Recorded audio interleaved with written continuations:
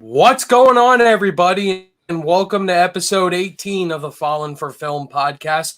I'm your host, Ryan O'Toole, and we're back again for episode 18. We're getting almost to 20. I can't believe that. Anyway, I got my co-host here, Colin Williams. Colin, how are you doing on this very hot day for me? I'm doing good. Just another week went by. We got a ton of movie news, so I'm really excited for that. But just, living day by day, it's kind of boring these days to kind of blend together because I'm on summer vacation too. So it's like, I'm kind of getting ready back to school in August, which we are going back to school in August. So that's going to be fun. But I'm just on the work ride, the work train, just constantly working, whether it's at my job or just on YouTube, I'm grinding with that too.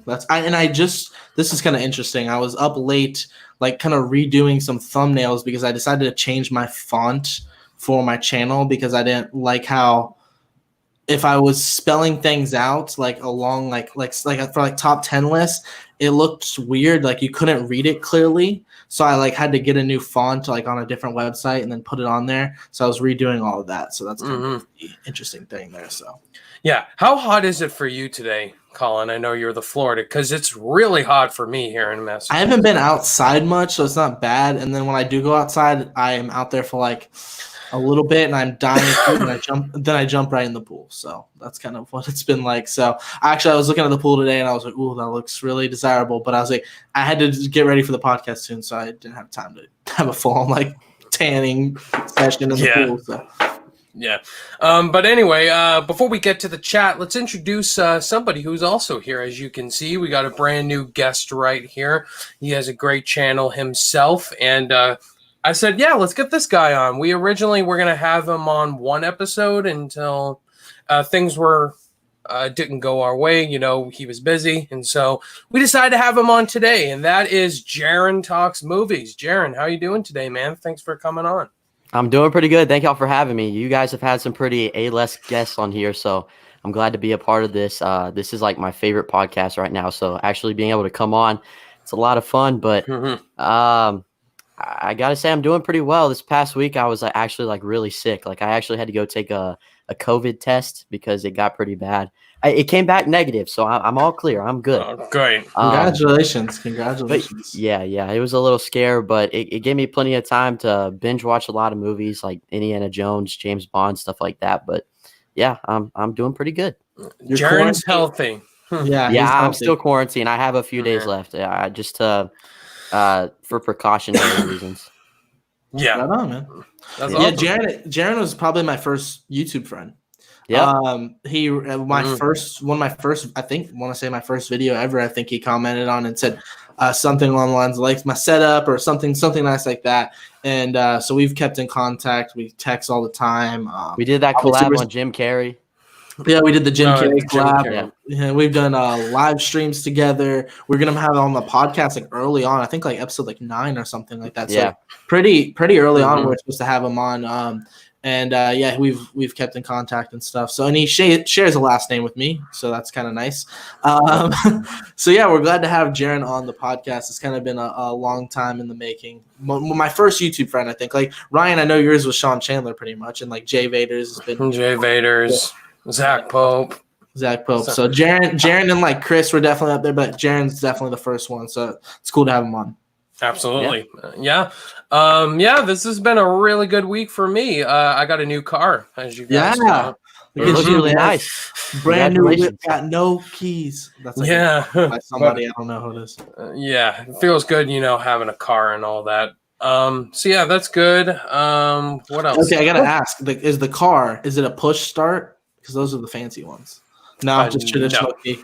You went. Yeah. It's all right. You ain't gotta have it. No. What year is it? It's 2014. Oh, not bad. It's a Chevy Equinox, so it's a really good car. My brother has the same car. I love riding it. Those are really nice cars. Yeah. Your car is. Yeah, I was gonna say my car is 14 years older than yours. I have a 2000 Toyota Camry, and it has 250,000 miles on it. No way. That's the same car I have. Yeah. Oh, really? Yeah, I have. It's got 190,000, but it's a It's what do you call it? Like a tan or like a sand color? I don't know what it is. My brother's got like a 2001 Toyota Camry. I got a 2000, and then my stepbrother's got like a 2002. So we all have the same. And then my girlfriend, well, yeah, that's complicated. But that's significant, I guess I'm breaking news there that relationship's a little bit on the rocks right now. But she has a 2017 Toyota Camry. So we all have Camrys, which is really funny in my family. But dude, my car's got 250,000 miles on it, but I've literally, like, I go to the mechanic, they always tell me, dude, your car's in great shape. It's like they run great. Toyotas are great cars. He just says oil changes and tire. And actually, the other day, I don't know if it was last week or something, I got a free alternator for my car, which is like unheard of. Wow. Because it went to crap on me, and I just got a new one like 6 months prior to that, which isn't long for an alternator at all. So I went up there, and I go there all the time. Like, I'm like kind of a, get my normal checkups and stuff, trying to take care of my car. And he gave it to me for free because I was a loyal customer, dude. I was so soaked. It would have been like $400 for like labor and that in. I was like, dude, that sucks. He said, no, bro, I warranted it for you. I was like, let's go. So I was like, let's go. Anyway, boys, what movies have we been watching? I know I've watched a good amount of movies this week. We'll talk about that once we get to the Culture Project. What did I watch? I watched some Christopher Nolan movies. I watched Following and Memento, his first two movies right there. I really like Memento a lot. I think that movie gets highly overlooked as far as Nolan's movies. What else did I watch? I watched Portrait of a Lady on Fire, which Colin picked for me. Film. I can't wait to tell you my thoughts on that. Colin, what did you watch? I did watch Hamilton, obviously, for the Culture Project. I know you guys had seen it early on and did a review for it and stuff like that. So highly anticipated and talked about movie for this year. I also watched yesterday. I watched Captain America: The Winter Soldier for my MCU rewatch series that I'm doing. Awesome film. Did Spider-Man, the first three Raimi Spider-Man movies, and then I'm working on the Amazing Spider-Man 1 right now, but I've had to kind of, I've watched it late at night, so I got a little sleepy. Also rewatched Return of the Jedi and The Last Jedi, because I did a video with Chris from Filmstock. We did The Last Jedi versus Return of the Jedi. So that was a lot of fun as well. So, man, just watching a lot of kind of franchise type movies and stuff. But the Spider-Man movies were a lot of fun to get through. I don't care what anybody says. Spider-Man 3 is good. It's so good, yeah. I gave it 4 out of 5 stars on Letterboxd. I like it a lot. It's weird when you see like villains just come and go. Like Sandman doesn't show up for like 20 minutes and he shows up at the end. You're like, this isn't great. But for all the BS Sam Raimi had to go through with all the studio interference, I think he did a damn good job. For sure. Yeah. I also watched The Godfather for the first time. I did a review on that. That movie's amazing. I don't know why it's taken me this long to watch that movie. I still got to watch it. Oh, it's amazing, dude. It's 3. Go ahead. Yeah, it's 3 hours long, but every scene is worth it. I mean, it's got some of the best acting of all time, with some of the most iconic quotes in cinema or in The Godfather. And Colin, pretty young, honestly. And I saw like a dead horse, and I was like, whoa! Don't spoil it for Jaren. Dead horse. That sounds amazing. I gotta watch it now. It's truly shocking. I probably should. It's horrifying. I was like. It was like one of the big kind of reveals. I was like, oh my God. At least it's out of context, so I have no idea what you're talking about. Yeah, you probably won't know when it's exactly coming. But there's a lot of spoilers in that movie. But excellent film. Just seeing Al Pacino just rise to be the Godfather. It's great. Exactly. I haven't revisited it in a while, but I saw it probably when I was like 12. Like I was probably a little too young to see that movie, but I mean, it's definitely R-rated. Dead horses. I mean, I want to give them an offer you can't refuse. It's great. Just petting the cat, just the cat. I see that in GIFs all the time. Jaren, what did you watch, man? Did you call it GIFs? He called it GIFs. The peanut butter. I see GIFs of him petting the cat. No, it's called GIFs. GIF is peanut butter, bro. Oh, GIF. He called it GIF. It's GIF. GIF. There you go. Whoa. Oh my God. All right, Jaren, what did you watch? Okay, so like Colin, early on in the week, I actually watched the Sam Raimi trilogy because I was prepping for my live stream ranking, which I did last night. Everybody crapped on my picks, my opinions, which is expected, but So that was a lot of fun for sure. I agree with you. Spider-Man 3 is extremely underrated. But then I've watched the first 3 Indiana Jones movies because I'm going to do a ranking. Haven't got to the 4th one yet. Not really looking forward to it because the last time I watched that, I just did not have a good time at all. And then I watched Temple like all of Doom, the I know, is both of our favorites too. Temple of Doom, definitely my favorite. I love that movie. It's the best one because it's the most unique. It's like it takes so many risks and it's nothing like the others, but like at the same time, it created the PG-13 rating. Exactly. That is so cool. I had a blast with that one for sure. And then I watched the Pierce Brosnan Bond movies, which I'd say 2 out of the 4 of those are pretty good. I'm just starting to really get into that franchise, so trying to make my way back through all of those films. But yeah, that's was there any new movies that came out this past week? I'm trying to think. I know there was this new series with Catherine Langford that I didn't see. As far as that, I didn't watch that. As far as that, not really. I know we got the Kissing Booth too. I don't know if you saw the first one. No, I didn't see. No. I know the Train to Busan sequel is supposed to come out next month. That sounds intriguing. Yeah. Besides that, nothing really new as far as like streaming service movies, except for this week. But yeah, I love Raiders. That's my favorite easily, and I know that's the popular one. But Last Crusade gives him the most character development, heart, and it's the funniest. And Sean Connery, definitely, yeah. Dives deeper into his backstory. Definitely dives deeper into the motion. It kind of explores the character more. The first 2 kind of don't at all, if you think about it. The third one's where that kind of really lies, and it was capped off a perfect, what would be known as a trilogy, but they just had to make another one. River Phoenix as young Indy. I thought that was really cool to see. Fantastic. That opening's great. That's probably my least favorite of the original trilogy, honestly. But it is mine too. Temple of Doom is just so Steven Spielberg just didn't give a shit, dude. He literally just went for it. He was it was so gory and so ripping the guy's heart out of his chest. He just didn't care. I think he really just went full throttle and just did not care. Yeah. He just took so many risks. I love it so much. I just respect it so much. Yeah, I mean, it's a really good movie. I think all of them are great. I know the fourth one's not perfect, but yeah, I got to revisit those. You're inspiring me to revisit them, guys. Yeah, do it. I think they're all on Netflix, so I have the Blu-ray set, so I need to get that for sure. Yeah. Anyway, I know we got lots of videos coming out this week, which we'll talk about at the end of the podcast. But if there's anything else you guys want to talk about, I figure let's just get right into the movie news, because there's definitely a lot of exciting movie news to talk about this week. All right. I think we should just get right into it, guys. But before we get into all the movie news that we're going to talk about, if you're new to the channel, if you're new to the Fallen for Film podcast, if you don't have time to watch this podcast, the video version on YouTube, we have an audio versions of the podcast on different platforms such as Spotify, iTunes, and Google Play. You can go check us out over there. Go follow us. Give us a review and a rating. We definitely appreciate that, and thank you to those people that did.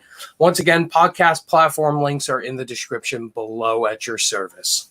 So with that out of the way, let's get right into today's news. And our first news topic is going to be Falcon and the Winter Soldier. It did get pushed back because of what's going on in the world right now. And WandaVision as well is supposed to get delayed till next year in spring 2021. And Loki still has its date as of right now.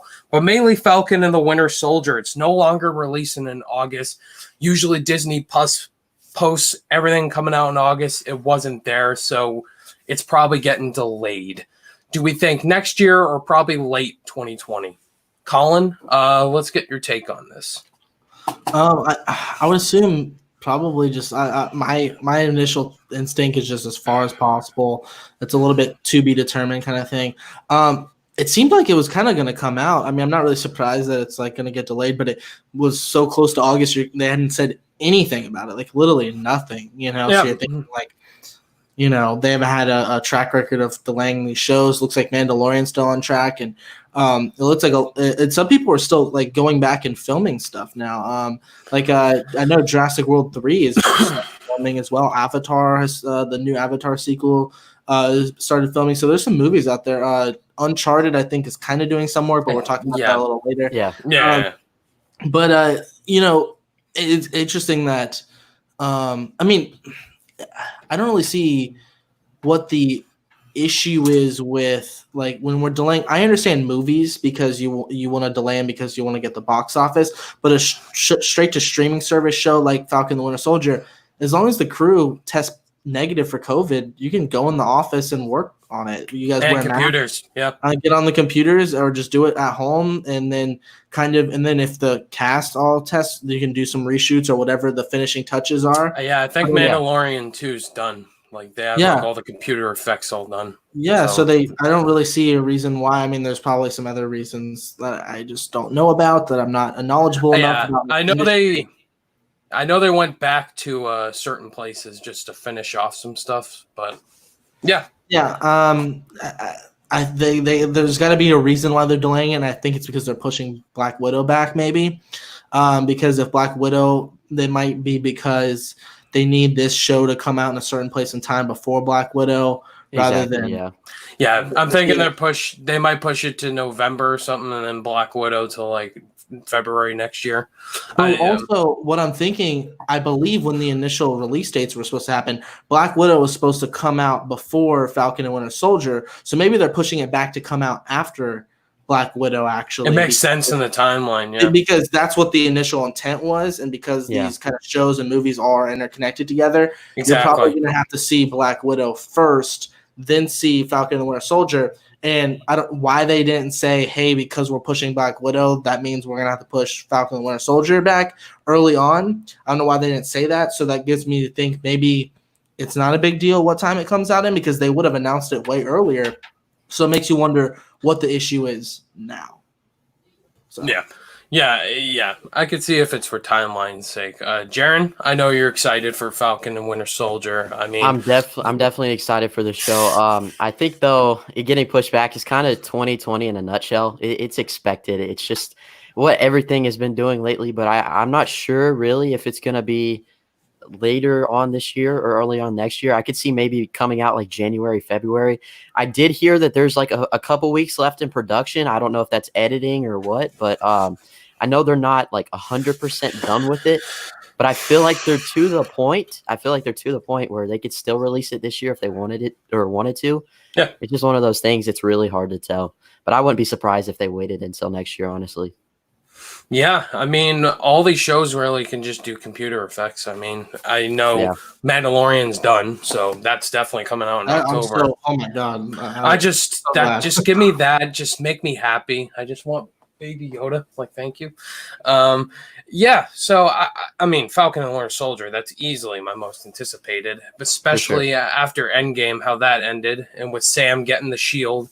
I'm really curious to see what that plot line is going to be. I'm pretty sure it's going to be more government officials, and then Sam getting against the government. They're obviously criminals in their eyes. So, regardless, if all these shows come out like February next year to May next year, then yeah, it makes sense if you're trying to go timeline wise. But Black Widow, I can definitely see that getting pushed to February next year or something like that. Like all these MCU projects getting pushed again, and other movie releases getting pushed again, which we'll talk about later.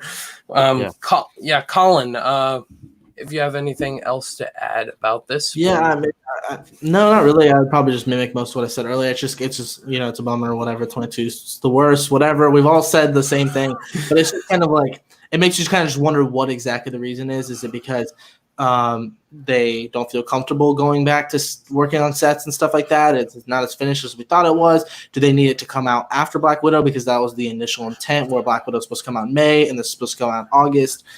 It makes you also wonder why it wasn't pushed back sooner, because if it was a timeline issue, then they would have, as soon as they pushed back Black Widow, they would have pushed back this show too, if it was a timeline issue. But because they didn't do that, that tells me that it's not a timeline issue. It's a we're not ready issue or whatever. I literally don't know.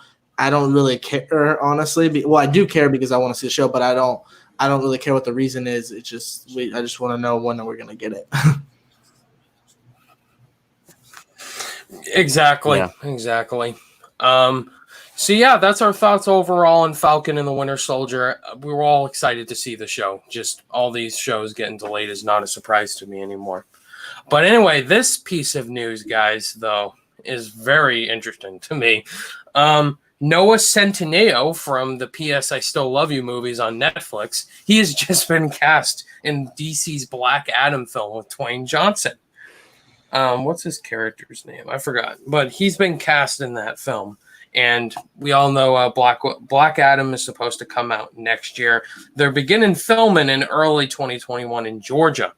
So Black Adam has been like one of the most talked about films for DC for such a long time, even before Shazam and Dwayne Johnson being cast as Black Adam. And Noah Centineo, I know nothing about this guy until the P.S. I Still Love You movies on Netflix. So this is very weird casting for me. Colin, I know you had some opinions about this guy.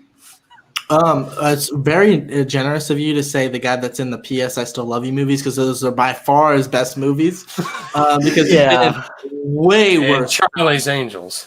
He wasn't that, but he was in Swiped, which is probably the worst movie I've ever seen. Is that the one where they created like that dating app or whatever? Yeah, yeah. That one was terrible. That was bad. It was one of the worst movies I've ever seen. I've seen worse movies as far as like, oh my god, I kind of was expecting this to be okay, so I'm more disappointed. Whereas this one was just like, from a craftsmanship perspective, like it looked like it was filmed by a 10-year-old on their Android, not even an iPhone, an Android. It was so bad. But anyway, I don't hate that. I think he's just had a horrible luck. Not really. I don't hate him either.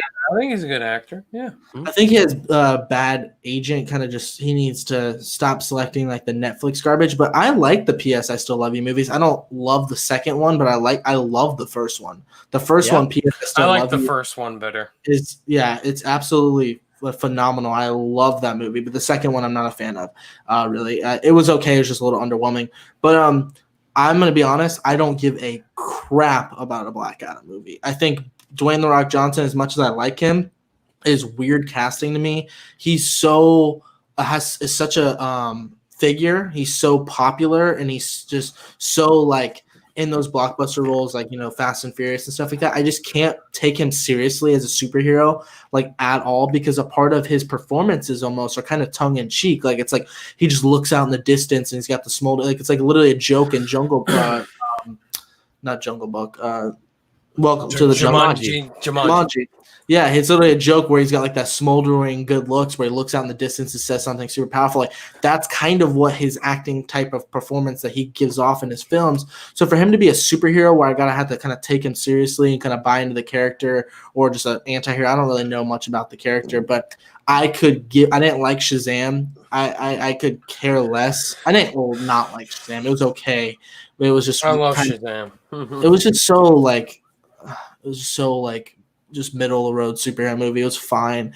But Black Adam, I don't care about the project at all. I know some people are super excited for it and they think it looks super cool, but because I don't care about the character, and I just wasn't a big fan of Shazam. And then The Rock, as much as I love him as an actor, I don't know if I could take him seriously as a superhero.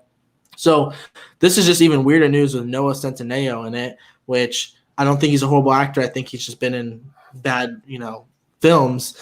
I don't care. Like, I just don't care about this news. I don't care about this movie. Colin doesn't care. Yeah, I just don't care.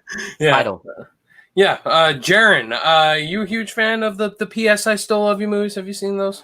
Okay, so I'm a lot like Colin. I really like the first one. I think it actually switches up the genre. It was a pretty big surprise for me. I enjoy it. The second one, it's generic. It's very not generic. Terrible, but yeah, it's generic. I've heard some people say, yeah, they're watchable. Yeah, they're tolerable.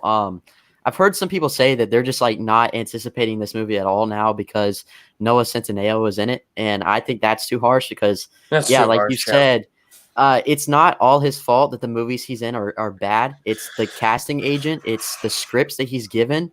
His performance normally in those bad movies are like the best part of them. I can say he just needs that role to really show his acting, his abilities, his acting chops the best. I think this is a opportunity to get that. For the movie itself, though, it's like Shazam in the fact that when I heard it was announced, I wasn't like super excited or like I didn't think it was going to be bad. It's meh. It's okay. I'll watch it, but I'm not expecting anything special from it. What is your take on The Rock as it? Did you kind of feel the same as me? Is it a little I feel the same as you a lot when it's Mm. like the whole time I'm probably going to be like, oh, hey, that's Dwayne Johnson, not, oh, hey, that's Black Adam. It's just, he's I just can't established picture such him a wearing name for like himself.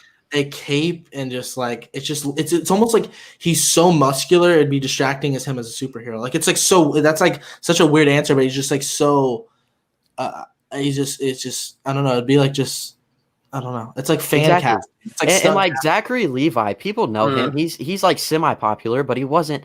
I don't know. He's not as big as Dwayne The Rock Johnson is. And even if you look at the MCU, Chris Evans, before he got the role as Captain America, he wasn't this huge actor that everybody was talking about. He just was known as the Human Torch. Yeah, I feel like they need to cast somebody who's got a lot of potential that they could see being like a super big icon in the future. It's too late now. It's too late, yeah. But like, I don't know. I wish they would have taken a different approach with it. I'm still curious, but at the same time, I could kind of care less. I'm not that excited for it. Yeah, he said the same thing I did, but just in a less harsh way. Yeah, I mean, I'm the same. I mean, I always been interested to see a Black Adam movie, and I knew Dwayne Johnson was like been talked about to death, overhyping him.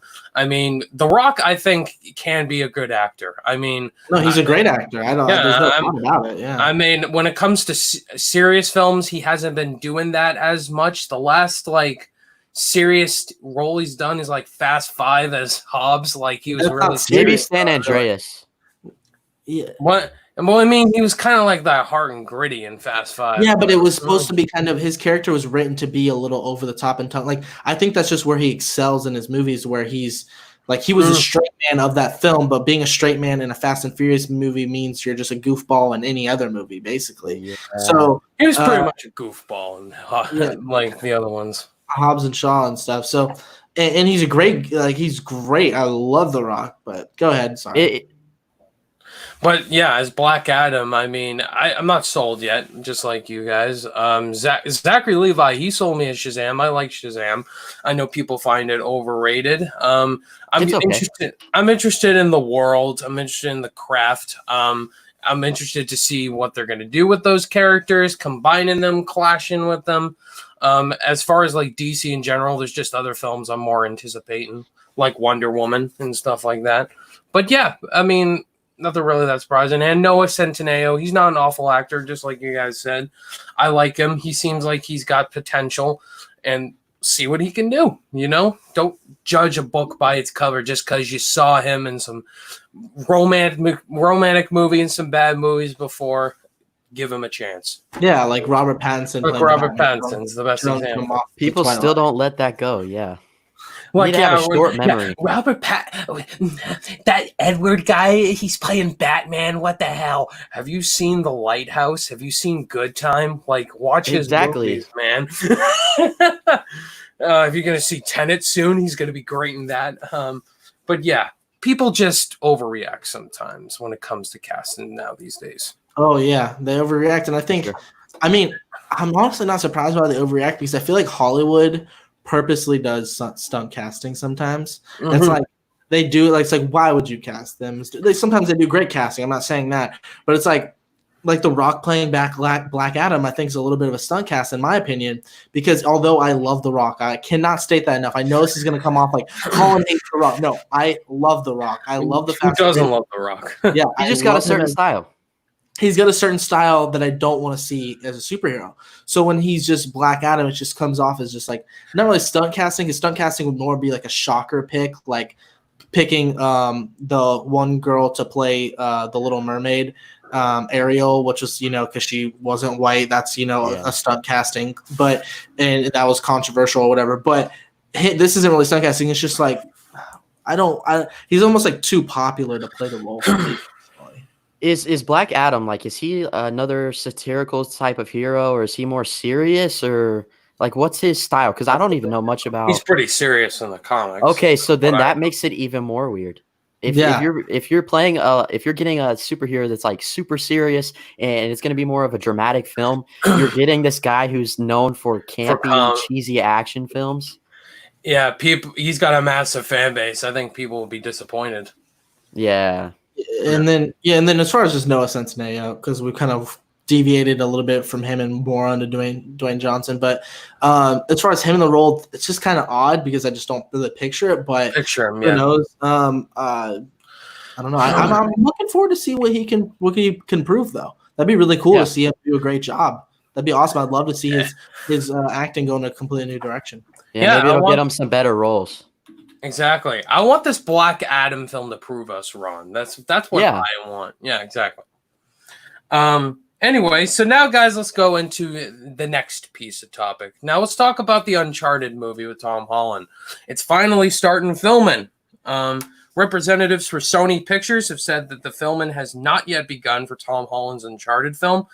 Are we excited or worried about this project? They're still prepping. They're hoping to start production soon, obviously, because of what's going on. Are we excited or worried about this project not even started filming yet? So, Jaren, we'll kick it off with you. I'm pretty excited. I'm curious to see what they're going to do. I don't understand why people are really worried.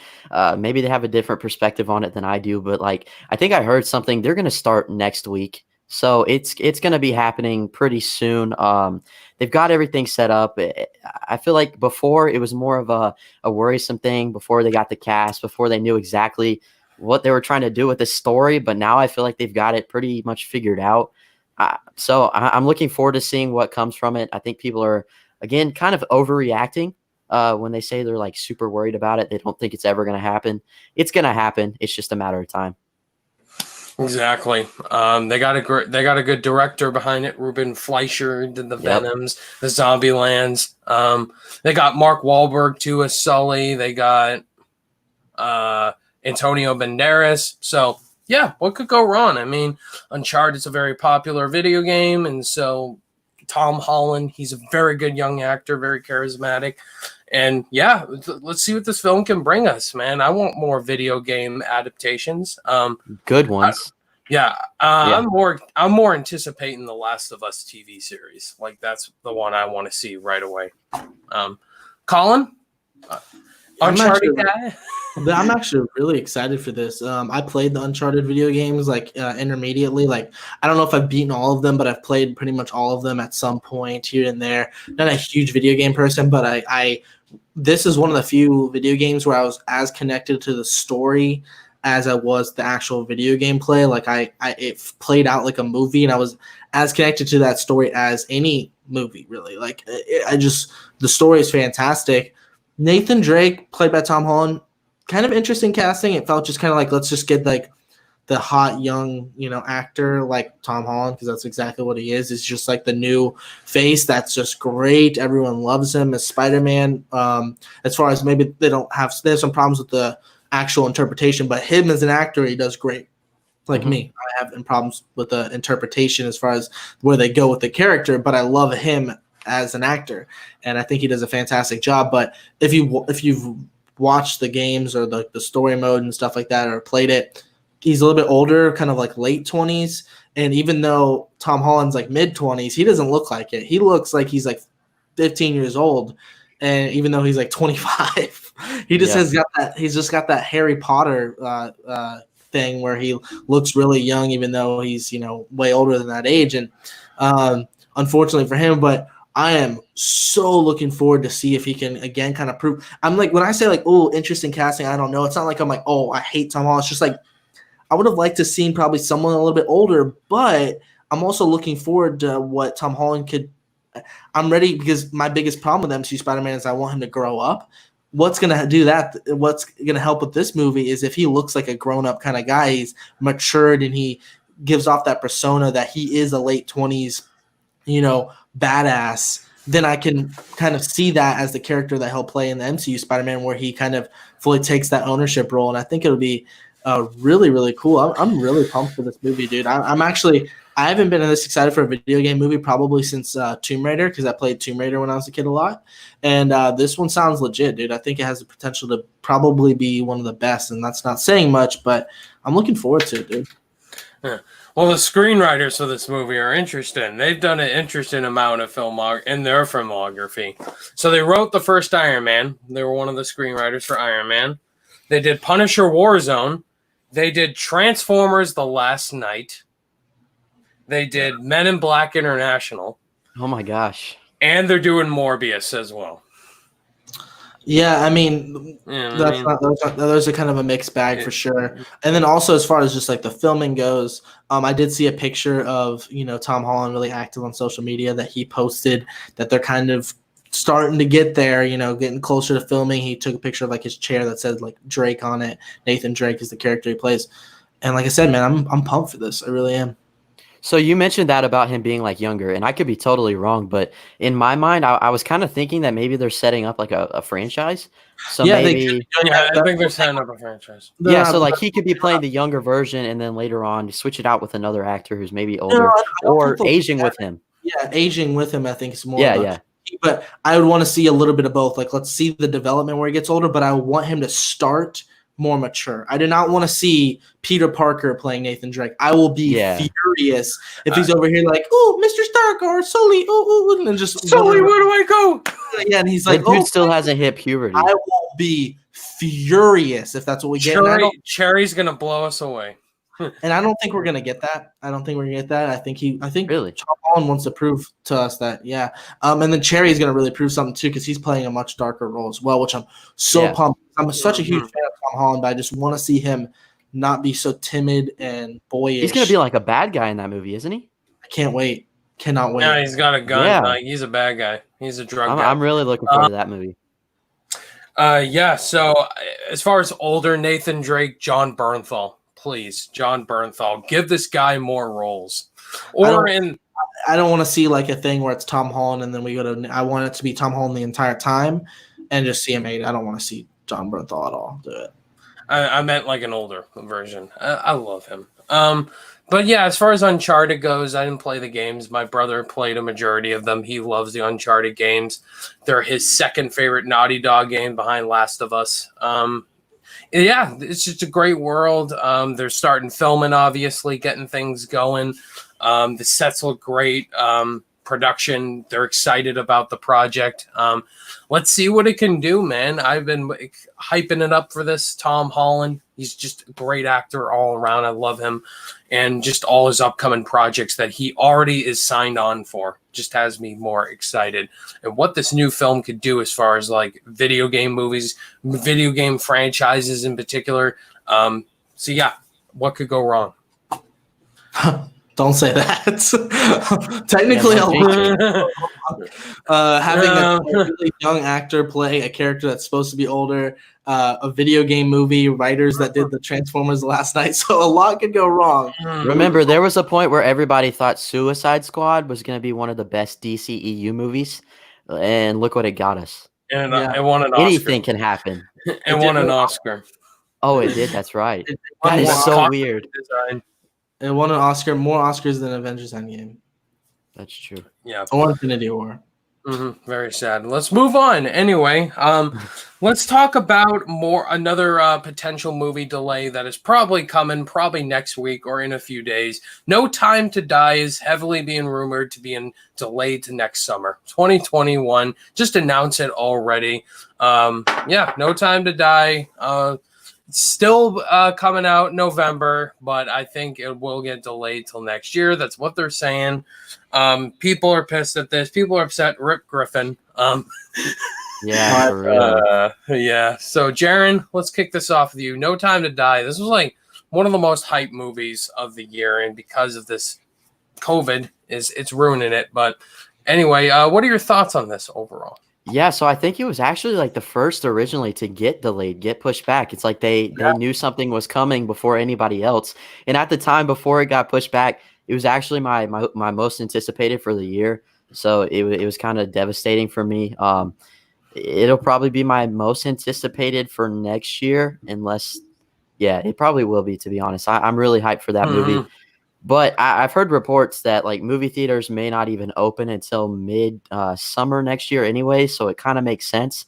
It's a bummer, but I again expected it. It's just it's not a surprise at this point anymore with everything that's been going on. Yeah. Colin? Yeah, I mean, I don't have a crazy take on this because I've seen one James Bond movie and I think it's overrated. It was Casino Royale. That's my favorite one, man. I know people No, that's dude, man. But I mean, I was ready to when you saw him at the beach with the love interest of the movie, I was like fully prepared to like turn it off and go to bed afterwards because I thought it was the end of the movie, and then find out we have a 20-minute action scene. I was like, oh my god, this movie has like 8 endings. Can this end already? And I just thought it was kind of boring too. And it just the beginning was really cool. I will say that I really liked the beginning. So yeah, I was gonna watch the other ones leading up to No Time to Die and watch all the Daniel Craig Bond movies. They're just not my thing. I just don't care. I'm much like as far as the big franchises, I like Marvel. The Indiana Jones movies. I like just like Pirates of the Caribbean. I just like pretty much all of those that I just listed. Star Wars more than this one, so I just don't resonate with it like some people do, and I completely get why people like it. It's a really cool thing that they recast all these actors, and there's just like a new vision for every single Bond, and I think Daniel Craig's great in the role and stuff, but I don't really care that much as far as about this movie. The movie did look cool, though the trailers look great. So as far as it being delayed, it could go. I don't care. I mean, when it comes out, I'll be looking forward to seeing it. I'll look forward to binging the rest of the movies and watching it, and then giving Casino Royale. There's a lot of movies.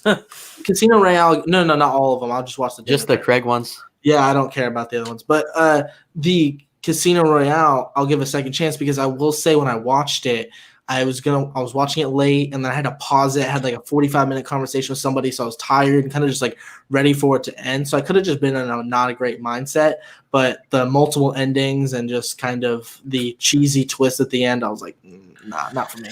Almost a groundbreaking twist in a Bond movie. The twists that aren't that great in the movie, that was groundbreaking. I loved it. I love that movie. So good. Yeah, I mean, it's really not that surprising. I think pretty much all these theatrical movies are getting delayed till next year. I don't think we're gonna get a single movie this year in theaters, which is the sad thing. Unless these studios are heavily debating on putting them on demand, do not put certain movies on VOD. Tenet. Put this one on don't. If I was just kidding. I just wanted to make. What did you say? I charge $50 to watch it. I said put No Time to Die on VOD. And Griffin were to come on and say, "Colin, what the hell?" Yeah, I'll say that. Don't. No, that is terrible. No Time to Die. Somebody, okay, so I saw this Facebook post and somebody was like crying because they're like, No Time to Die is about to get pushed back for the 3rd time. We're not going to get this movie ever at this point. Just release it on VOD. 5 times. But people got to realize how much of a budget these films have, how much they invested. If they put it back on VOD, they are not going to get that return. These companies need to make revenue eventually. No Time to Die. Yeah. James Bond is $1 billion studio. So wait, listen to this, because people, I get a little bit. This is the only I'll play devil's advocate here for a second. When people say like, "Oh, they're going to lose so much money on VOD," they're losing money. Period. Right now, by not making money at the box office. So yes, they'll lose money putting on VOD, but right now they need to pay the bills. You know what I mean? Like some of these companies, especially they have no choice. Like. Some of these companies haven't had any revenue, and they're having to still pay the bills, pay their staff, theaters are going into bankrupt. Exactly. Yeah, so they have to. Sometimes maybe they'll lose a significant amount of money putting on VOD, but I don't know. Sometimes they might have to put it on there. My dad said it best: the Marvel movies are keeping theaters in cinema, and theaters open. Yeah, he's probably right. Disney had 7 Disney, Disney in general. Open. Disney, I think, had $7 billion movies last year, so they single-handedly helped the movie chain for sure. And then, of course, we had Joker too, which made $1 billion. So Joker, thanks, Warner Brothers. Disney Plus, when they release like original content, how do they actually get their revenue from that? Is it just from new people making subscriptions, or I just wonder. Yeah. Oftentimes they'll probably end up losing money, but it'll give them the clout in the library to where someone will be like, "Oh, maybe I should sign up for Disney Plus. It does have The Mandalorian. It's got Falcon and Winter Soldier. So then they have more people joining. And then it's that long-term thing where people are going to stay on for the rest a whole year because of the content that you have and season 2 of that show. Exactly. They put a lot of money into putting Onward on Disney Plus, and Artemis fell, and look where Artemis fell. So they always pretty much lose money initially. They always, it's just to be a long-term investment. That makes sense. Yeah. How much Disney Plus Disney Plus followers or subscriptions they got because Hamilton was put on there. And Disney Plus has been Disney Plus has been such a big hit too, because we've seen other streaming services kind of start off a little rocky. Peacock obviously opened this week. We'll talk about that later, I think. Maybe I didn't get it. I don't. Yeah. So, and then HBO Max didn't launch on Fire Stick and Roku, which pissed a lot of people off. And it had some good stuff to it, but it just doesn't seem. Disney Plus is just, I don't know. It's just really working for them, and I think it's just extremely popular. Because they got Hamilton. They got a lot of things coming. They got too. a lot of subscribers because of that. Yeah. I mean, pretty much what you guys said. I mean, theaters are going through an apocalypse right now, trying to stay open and make money. Obviously, you're not going to make money by putting No Time to Die, Tenet, Quiet Place, all these big studio blockbuster films on VOD. So they got to find ways to keep doors open. And yeah, Black Widow, we don't want these films to go on streaming services. If it's something smaller, like all these films that are really working, like Hamilton, obviously, Da 5 Bloods, like all these Oscar films. I will admit, I'm kind of in the camp that I'll see all these movies on VOD and or streaming services now. King of Staten Island. Yeah. You know what? What if they did this thing? Yeah. What if they did a thing to where maybe at a certain point they released them on VOD for people so they could get income, but then when theaters open back up, still do that theatrical run too. I don't know if that'd be possible, but I could see that kind of working, because I know that there's going to be those certain people that aren't going to want to pay the price just to watch it at home. They'd rather wait to see it in theaters. Yeah, and they're playing older movies too. Yeah. Empire Strikes Back, a lot of Inception, a lot of Lord of the Rings, trying to make money. So yeah, I feel bad for these theaters. They got to stay open, make money. I want to see them succeed, obviously. I don't want theaters to go to the dust and we have to rely on streaming service. I will say though, I'm in the camp that all these movies, if we're not going to get, I don't want no movies to come out this year. I would just rather all of them come out in VOD. That's just I hate to be that guy because people are like, I want the movie theater experience. And to be honest, I love the movie theater experience. Don't get me wrong. As soon as the movie theaters open in Florida and they're showing classic movies, I went 3 days in a row. I love the movie theaters, but the movie theater experience can kind of give or take these days anyway, with how big TVs are. We got 4K, we've got surround sound in our houses and stuff. And I'm telling you, I would not mind seeing No Time to Die on VOD. I know it would be better on a theater. I know that. I know Greyhound would have been much better in the theater, but that I don't care that I saw it on VOD. I'm just release it both ways. Tenet, that's what I'm saying. And you guys heard the news of Tenet, obviously. China is not playing the movie because it's over 2.5 hours long, and it's got to make at least $800 million, to be successful. I don't believe that statistic. Doesn't make any sense. That was a weird number, but yeah. Well, Screen Rant said it. Yeah, I don't believe that. That doesn't make any fucking sense. Did they give their source though? Yeah. The movie costs $200. You're probably gonna put another $200 in marketing, and then you got to give the theater cut. So we're probably more like $600 to break even, not $800. That just doesn't make any sense unless they spent more money because of the days. I don't know. That's true. I've never heard that number before, to be honest, but I don't know. I just kind of went with it. Doesn't make any sense. Yeah. Screen Rant. Anyway, so off topic, but anyway, so No Time to Die is probably getting delayed till next summer. So anyway, let's go to our next topic now. More rumors. Let's talk about the Obi-Wan series. Supposedly, Hayden Christensen is being reprising his role as Anakin Skywalker. Lots of heavy rumors going on right now. Even before this news, many people are rumoring, could Hayden Christensen play Anakin again in this Obi-Wan series? So there's a lot of talk, a lot of speculation going on. Colin, let's start with you, man. Sounds dope, man. I'm looking forward to it. The only question is how. I'm not really interested in seeing it in flashback form or Force Ghost, but then that's kind of the only way you can do it because by the time the Obi-Wan series is taking place, his face is all burned off and he's Darth Vader. So if you want Hayden Christensen in true Hayden Christensen form, you're gonna have to see him in some sort of maybe haunting Obi-Wan as he reflects on his life as a failed master, as his apprentice turned into Darth Vader. So there's some cool things you can do with it, but I don't know if I love the idea of it just seeing it through flashbacks and kind of just almost becoming unnecessary fan service. Like, oh, let's just do a flashback so we can show Hayden Christensen instead of trying to tell a good story. But if they find a way to do it right, I think it's awesome. I think Hayden Christensen, the only reason why people crap on him is I think because George Lucas is a terrible writer. He's a great storyteller, and he should write the first two drafts or first couple drafts of the script and then give it to somebody else. But his writing is so on the nose and so horrible that Hayden Christensen wasn't the most talented actor at the time either.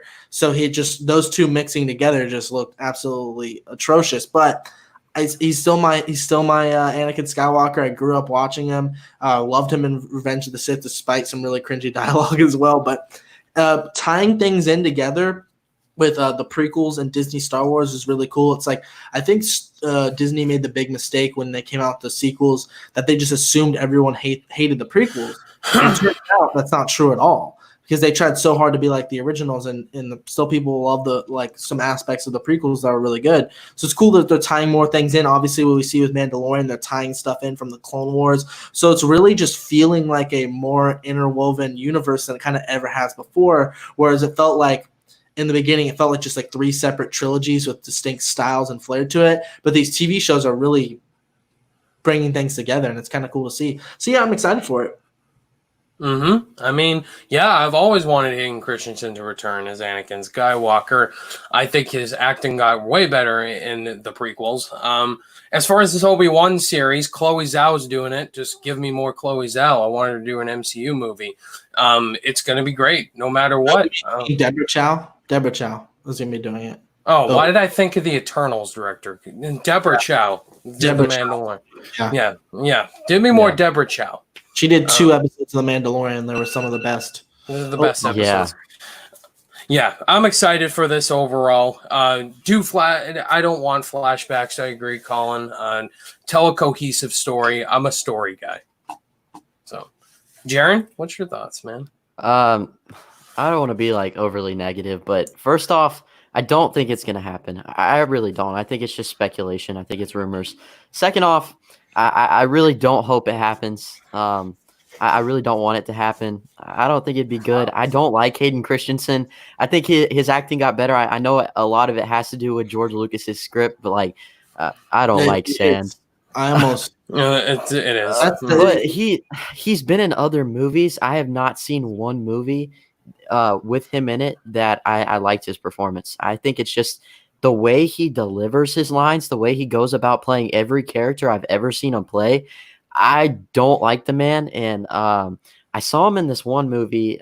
It was like this really low budget movie, and he was the worst part of it. It was absolutely terrible. It was like him, Emma Roberts. It had to do with like this pizzeria or something. It was really terrible. He's also not aging the best, I don't think. So it'd be weird. Like he's going to look completely different. I'm curious, but at the same time, I don't want it to happen. I do blame that dialogue for some of the acting. Like, from my point of view, the Jedi are evil. It's like, why would it was terrible? It's so bad. His dialogue is so on the nose. So how are you supposed to deliver that line? I don't know. But I'm talking about other movies. Like I wanted to give him credit there because I think Revenge of the Sith too. Like he got better. Like his performance wasn't awful. It was probably it was still kind of bad, but it wasn't as bad. Other movies I've seen him in, I think he was in a movie called Jumper. I think that was him in that movie. He was really bad in that movie. That movie's atrocious. I've just never seen anything with him in it that proved to me that he is a good actor. I think they could do much better just leaving him out of the picture. I much more care about Obi-Wan than Anakin, and I think his story's already been told. I just really don't want more of him. It's been told. Yeah. And he kind of had his chance, honestly. kind of to play it. But again, it was with bad George Lucas dialogue. So did he really? I don't know. I don't like sand. Yeah, so overall, regardless if he's in it or not, I'm still excited for the Obi-Wan series, but I know passionate fans are like, I want Anakin or I don't want Anakin. So yeah, you can't please Star Wars fans now these days.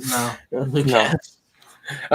So anyway, guys, I just want to get right to this topic right here. This is the movie news of the year easily.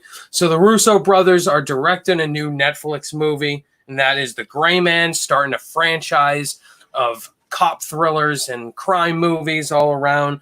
And Chris Evans and Ryan Gosling have been cast. Gosling is playing this guy who's going across the world. He's the bad guy. And Chris Evans is the cop trying to hunt him down, according to sources and all that. Apparently, this is like a series they want to do on Netflix with the Russo brothers directing. I mean, everybody was blowing up on this on Twitter. This is like awesome. Fantastic. I mean, this is one of my most anticipated movies in next year, easily. I mean, just Gosling and Evans, give that to me now. I want it now. Yeah. Colin. Dude, this sounds so dope. I cannot wait for this movie. Dude, I just love, like, forget the Russo brothers for a second, which, to be fair, the things that they've done outside of the post Avengers or post MCU, or let's just say post Kevin Feige, because who knows how much of their movies were Kevin Feige? You know, how much was it their creative vision, or was it Kevin Feige's master plan? 21 Bridges didn't really do it for a lot of people. Extraction was good action, but the story sucked. And then you got Cherry coming up, so we'll see what they do there. But them directing, not just producing, because the movies I just listed, they're producing. And them directing this movie sounds awesome. $200 million budget, but then just a big selling point is basically a Ryan Gosling versus Chris Evans movie. That sounds amazing. Just Chris Evans trying to chase down Ryan Gosling, and just I would love to see that Chris Evans kind of be like a tad bit of like a dirty cop maybe or something, just have that edge to him and not be kind of like the Boy Scout he is in Captain America. And oh my God, it sounds so epic. If we have like a Winter Soldier kind of vibe with the action, dude, I am so on board for this movie. But to be fair, the Russo brothers have not impressed me since Endgame. You know what I mean? Like, the 21 Bridges wasn't all that great. And then Extraction, again, a good action movie, but the story sucked. So I'm looking forward to seeing them, get a big budget movie like this. And it's super pumped. We get to see it on Netflix in the comfort of our own home. I am so pumped for this movie. Who's writing the script? Christopher Markus and Stephen McFeely. McFeely. Do you know them? Yeah. A bunch of the MCU. That gets me excited already. Yeah. So that's exciting too. I don't know why I asked the question. As soon as it was one of those things where you asked the question, immediately knew the answer. But yeah, I'm really excited for them to be back too. I'm pumped. Yeah, Jaren. I am beyond excited. It's definitely one of my most anticipated. Ryan Gosling is probably like my second favorite actor, if I'm being honest, behind Jake Gyllenhaal. I've always loved that guy. Chris Evans, he even proved himself. You said he's going to play a cop in this movie? Mm-hmm.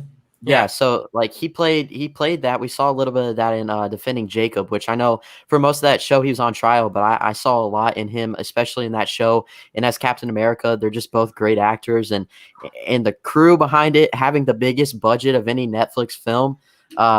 I'm kind of repeating a lot of what Colin said, but yeah, I mean, I'm super excited.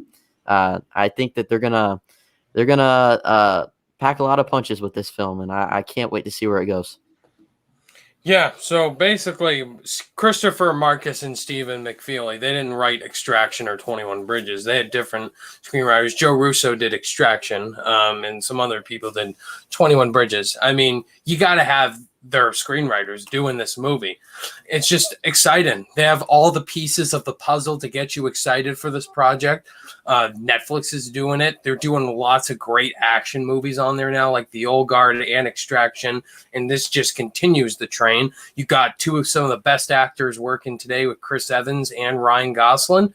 Chris Evans shows us he's not just a Boy Scout. He can play like gritty characters like Knives Out. He played a villain in that movie. Oh, yeah. And I want to see, I agree. I want to see him play like a gritty type of cop character in this. And Ryan Gosling, too, is a great actor, too. I mean, come on. I love how they're doing MCU alums in their movies, too. Yeah, Chadwick Boseman with Chris Evans. That's really cool. Yeah, and Ryan Gosling, he's getting the bills. He's paying the bills. He's doing this and the Wolfman as well. He's loaded. Yeah. Yeah, he's loaded. He's definitely paying some bills. And the only thing I saw this was interesting when Netflix put out a statistic of their top 10 like most popular movies that they have ever done. And I was looking on there and I was like, I like basically none of these movies except for The Irishman. Like the Marriage Story didn't make the top 10 list. That would easily be my favorite Netflix movie. But it was just really interesting. So Ryan, you said like, oh, they've done a lot of action movies. I don't know. I don't care about Netflix doing an action movie because their action movies haven't impressed me. They have. Extraction was number one. You should watch The Old Guard. Guard. You should watch The Old Guard. I watched a part of it. It was okay so far, but the action's the best part of it. I honestly did not like that movie, so I don't want to talk about it too much. But I only like the action, pretty much. Yeah, so that's understandable. So it's just kind of funny. Like everyone's like, "Oh, these are the top 10 Netflix movies." Like, honestly, none of these are impressive. I think Six Underground was up there high on the list. The Wrong Missy was pretty high on the list. So just some movies that just weren't all that impressing of movies. So Netflix, I think, is getting there, certainly, but I don't think they're quite there yet with making quality content. I think we might have lost Ryan for a second. He's frozen on us. And so we have a really weird-looking screen temporarily on YouTube. Guys. We're in jail. Yeah, we are. It looks like we're in jail. So audio version, you guys can't see this whatsoever. So Jaren, any final thoughts before we kind of move on to the next topic? And Ryan is back. So, Jaren, any final thoughts before we get? I mean, yeah, like I said, I'm just really anticipating this film. I think we can all agree that it seems like it's gonna come out to be something special. So, I definitely can't wait to see it. Yeah, Ryan, what was the deal, man? You all right? Connection. Something's going on down there. I don't know what. Yeah, I was just. This is just gonna be great. This is just exciting. 2021, just give it to us now. Like, look at all these movies coming out next year, guys. Yeah. That's pretty much 2021's the year, man. Like I said, it's been a rough start. I made a joke all the time. I remember New Year's Day New Year's Eve, and we had a party and stuff with some friends, and I was like, the Roaring 20s, let's go. It's not been the Roaring 20s. It's been the apocalypse. This drought is like a blessing and a curse, though, because like it sucks in the moment, but 2021 is going to be like another 2019, one of those like iconic years for movies. Start a movie, start a YouTube channel this year, March. Oh, I regret saying that. Guess who started a movie channel in 2020? Me. And it's having extensive growth, by the way. Congratulations on 800 subscribers. Oh, yeah, 800 subs. Yeah, I forgot to mention. Yeah. What did I hit 700 this month, too? So I hit 700 and 800 in the same month. So that's really exciting news. I'm 90 subs away from 900, so let's get there. Yeah, let's get there. I'm certain about how much do I have? Colin, talk for a bit. Yeah, so I 800 subs. What I will say is I'll definitely get 1,000 subs by the end of the year. So I lost, I think, 2 subscribers after the live stream I did yesterday because people absolutely hated my opinions on Spider-Man. Like, they dogged me, and then they just, like, clicked unsubscribe. And I was like, I welcome the criticism. Thanks. Bring it on. Yeah. I'm 50 subs away from 2,500. Let's get me there. 2,500. Awesome. Yeah. Soon, Ryan, we're going to be even more legitimate podcast. When you had me, I was a little puny little YouTube channel. I think I had like 300. So once I get 1,000, we'll both be kind of like both at least 1,000 subscribers having a podcast together. It's pretty dope. Pretty dope. Yeah, pretty dope. All right, guys, that does it for the movie news. That was some very exciting topics to go over. And now I think we should just get right into the Culture Project, Colin. So, you want to talk about it? Yeah, do you want to talk about Portugal Lady on Fire first, or what's the deal? Yeah, but no, let's talk about it for new people, just in case they don't know what the Culture Project is. Yeah, go for it. I'll go ahead and say it. So this is a topic that we implemented last week. That kind of we started a little bit behind the scenes. So last week, I told Ryan to watch Election which was like a movie I talked to death about on this podcast. He watched it, and then I watched, what did I watch? Oh, Batman: The Mask of the Phantasm. And so we're picking movies that we know we haven't seen, both of us, and it's just to widen our culture, our thoughts on movies. See kind of more genres we haven't seen before. So that would be like horror for me, maybe romance for Ryan, some movies that will try and give us to be more open-minded and better critics, honestly, because then we'll be able to see more movies. So each and every week we'll pick a movie for each other to watch, review it, and then pick one the next week, which we are going to do right now. I had to watch Hamilton this week, and Ryan had to watch Portrait of a Lady on Fire, another movie I've talked to death on this podcast. Not as much as Election, but I really love that movie. Ryan, do you want to start with Portrait of a Lady? No, you know what? We're going to have you start, Colin. Okay. Yeah, please. I want to hear your thoughts on Hamilton, dude. Because I know Jaren loves Hamilton as well. I've seen it 10 times. I'm a huge fan. I've seen it 4 times. Okay, I'm gonna be that guy. All right, here we go. Oh my god, he's gonna hate on it. All no, right, here we go. No, I didn't. I didn't hate it. Okay, so I really liked it. I thought it was really impressive. I found myself, especially early on, actually kind of tearing up and getting some chills with just the performances. But definitely the highlight for me was the rap battles when they were talking about like political debates and stuff. So you had like Thomas Jefferson, who is that actor is the teacher in Wonder, which is a movie I love. Daveed Diggs, yeah, he was definitely the big Diggs. as Thomas Jefferson. And then Hamilton was obviously Lin-Manuel Miranda played him. Absolutely fantastic. Singing was off the charts. I love the rap. I love just the craftsmanship, the lighting. I cannot shit on the filmmaking or just the play and then it doing it basically in all take, can't hate on any of that stuff. You like Aaron Burr, Leslie Odom? Yeah. George Washington. Yeah, George Washington. Christopher Jackson. Jonathan Groff, King George. Yeah, so King George, when he first came out, that was a really cool moment. I really like that part as well. Okay, I'm just gonna straight up say I have gushed about the movie.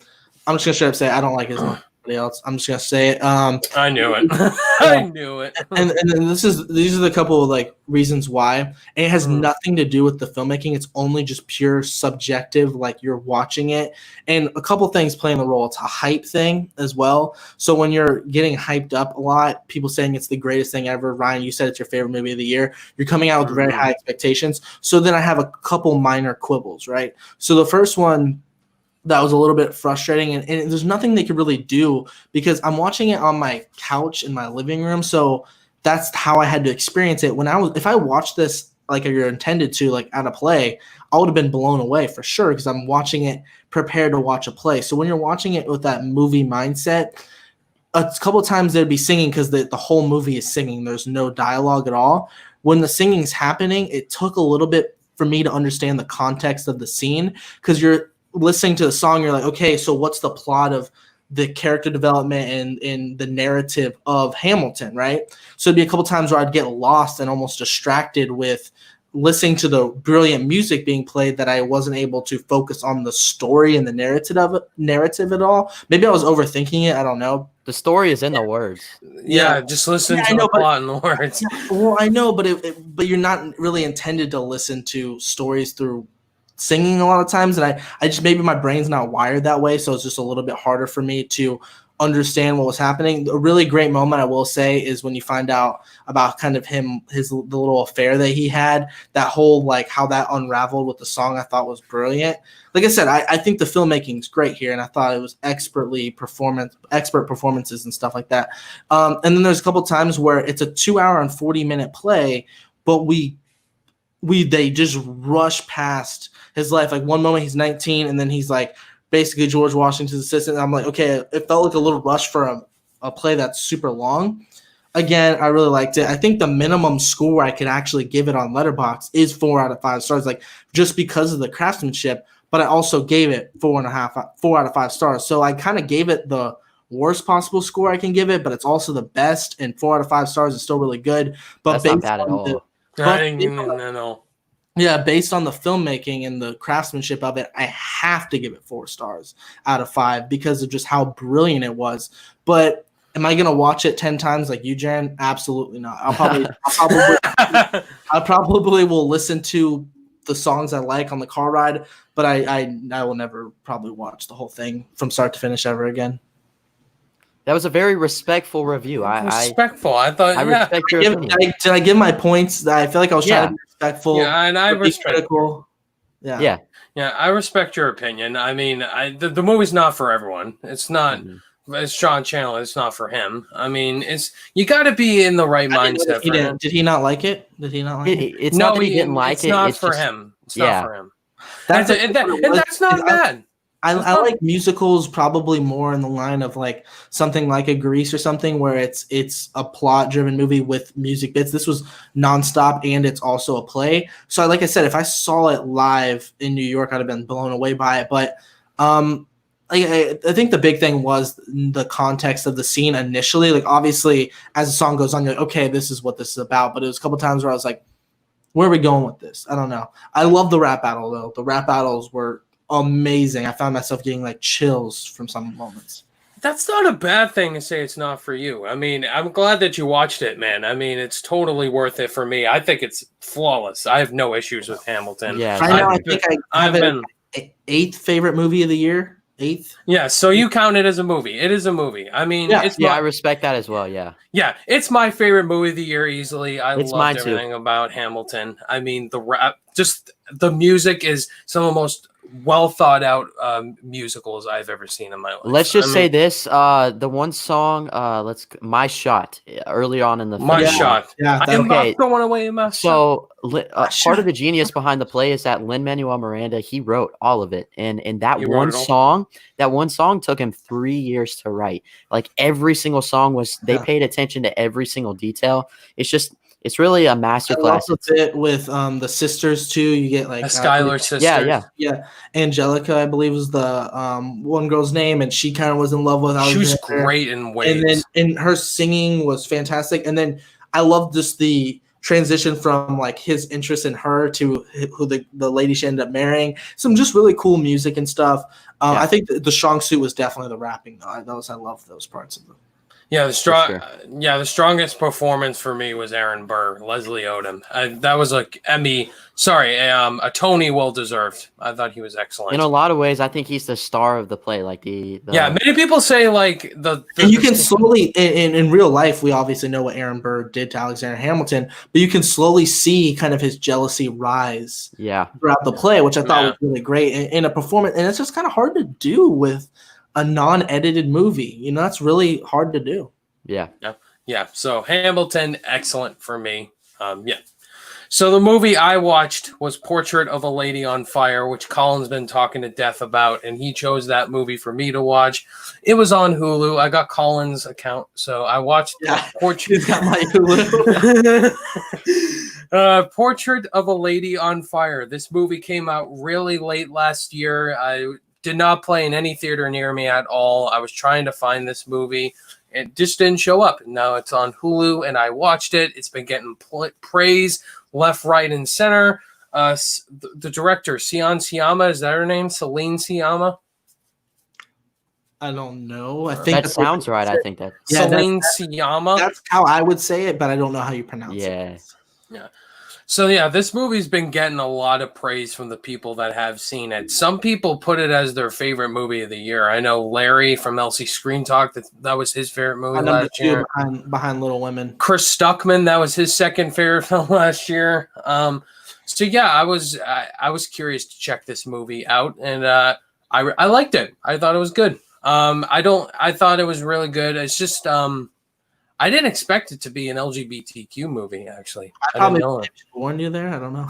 I didn't. It's a really, first of all, beautiful. The visuals, the cinematography was breathtaking. I can nominate for cinematography. That's easily the best part of the movie was the cinematography. It was gorgeous. Like it's understandable why it didn't get nominations at all because it came out late last year, and it didn't get nominated for foreign language because another film in that same country got nominated, and you can only nominate one movie from each country for foreign film. So But yeah, it's really great. It's beautiful, well told. The performances are really great. The story, I wasn't locked into the story fully, but I thought it was really beautiful. It's just beautiful poetry. That's what the movie was. It's not that rewatchable of a movie for me. I probably won't. I won't watch it again, but I thought it was really good.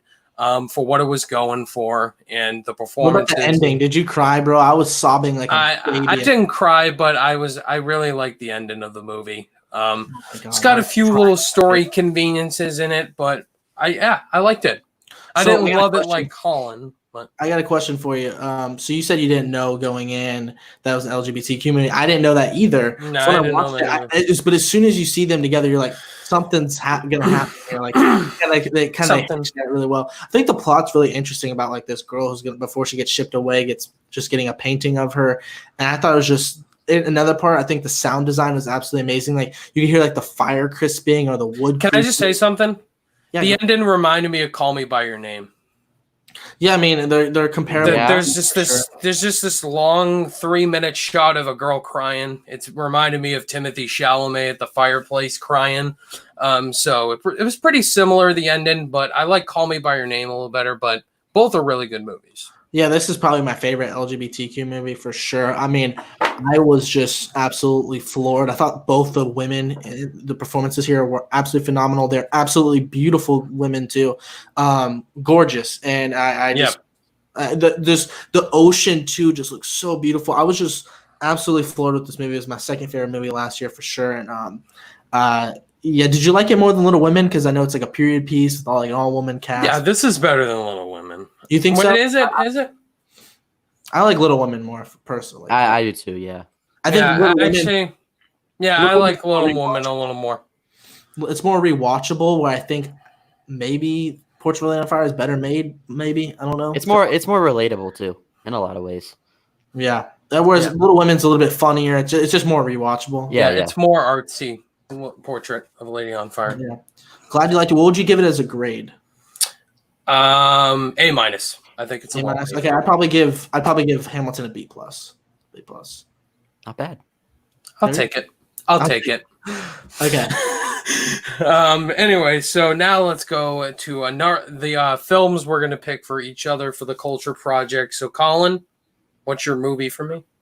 All right, this is my favorite director. I know you got it on Blu-ray because I saw you. I watch all the calls. It's Zodiac. It's a masterpiece. You need to see it. Oh my gosh, yes, it's in my top 5 of all time. Yeah, it's my second favorite Fincher movie behind The Social Network. I think it's like 27th favorite movie of all time or something like that. It's funny how the progression of this movie. It was when it first came out, it was just kind of like an underrated thriller that no one really saw, and now it's looked at as a masterpiece. Because it is one, it's like finally getting the recognition it deserves. It's a little long, it's 2 hours and 37 minutes, so take that with what you can. But David Fincher, king of thrillers. There's a particular scene in this film, Ryan, that's the most disturbing scene I've ever seen in the history of movies. I think I know you know what we're talking about, Ryan or Jaren. So I'm really looking forward to see your thoughts on it. So are you excited to watch it? Yeah. All right. I'm easily going The Shining for you, sir. Okay. Yeah. The Shining You've never seen The Shining? Yeah, The Shining's my favorite horror movie of all time. It's mine too, actually. Yeah. I've never seen The Shining. Yeah. No? You're watching The Shining. And if you're interested, you can watch Doctor Sleep if you want. It's the sequel. Yeah, I might watch Doctor Sleep after. Is it good, Sharon? I know Ryan. It was overrated. It's a great. No, I'm talking about The Shining. The Shining's excellent. Yeah, it's really good. Flawless. I mean, Colin, this has one of the scariest scenes I've seen in horror. Are you a fan of scores in movies? Yeah, absolutely. It's got one of my favorite scores of all time. It's so chilling, and it really just adds to the experience. I had it on Blu-ray. Actually, they did a line at Warner Brothers where they had Blu-ray covers that were kind of almost steelbook looking, and I got the Shining one, and it's got I forgot what the cover was, but it's got the sledgehammer. That's the one I have too. Did you get the yellow steelbook? No, it wasn't a steelbook. I wanted to get the yellow one. Yeah. I'm excited to see it. I knew that you were going to pick that eventually. That's my 23rd favorite movie of all time. So yeah. So yeah, these are both the ones we picked are some of our favorite movies of all time. I'm really excited for you to see Zodiac, though. It's so entertaining. Yeah, I've been on a David Fincher kick. I watched Fight Club and Social Network 2 times, so I'll get to Zodiac. So also, I was going to say, it's got the MCU in it. It's got Jake Gyllenhaal, Mark Ruffalo, and Robert Downey Jr. So Mysterio, Tony Stark, and Bruce Banner. Yeah. Mm-hmm. So, all right. So do you have any thoughts on these movies, Jaren, before we move on to our picks? Or so you gave your thoughts on them. Are you talking about Hamilton and Portrait of a Lady on Fire? Yeah, just all of these movies that we kind of mentioned. Is there any final thoughts you wanted to give before we move on to the next set? Because we kind of talked a lot. I just didn't want to. Nah, I mean, pretty much every single movie that y'all mentioned, the ones that y'all watched this week, the ones you're going to watch, or last week, the ones you're going to watch this week, pretty much love all of them. Portrait of a Lady on Fire, I think he was completely snubbed at the Oscars. That's what I'll say. But yeah, for the most part, love all of them. Great. All right. Great. All right. So now let's go to fan questions. Not a lot, and we got a good amount of questions this week. Thank you guys for always submitting questions. And we're gonna kick it off with certain vids on Twitter. What's a movie that people say is really overrated, but you actually love? Also, Despicable Me movies or Hotel Transylvania movies. Which one do you prefer? Let's answer overrated first. What's a movie that people say is really overrated, but you actually love? Y'all think that are pretty critically acclaimed, but a lot of people think are overrated, but we still like them. I gotta look this up. Yes. I'm gonna look up like overrated movies. I don't know. For me, Mad Max Fury Road. Both these guys hate that movie. I love that movie. I think you guys are crazy for hating Mad Max Fury Road. I mean, I love that movie. That's one of my favorite movies. Tell me the story of the movie. So basically, yeah, Mad Max it's a lore. You know, it's about a character that's just in different worlds. I mean, but no, I'm sorry, I fell asleep there. Continue. Okay, I got one. People hate on Avatar. I like it. I don't love it, but I like it.